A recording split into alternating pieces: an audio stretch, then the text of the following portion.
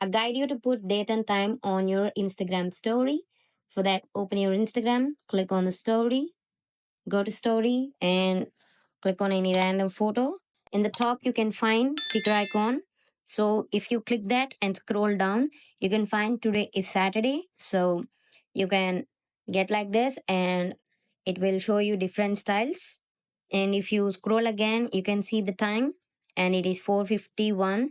So if you want to put date and it will not show exact date here, so you need to type the date, and today's date is April 26. So you can change these fonts and you can put whatever you want, and I kept this. So likewise, you can put date time on your Instagram story. You can post this like this.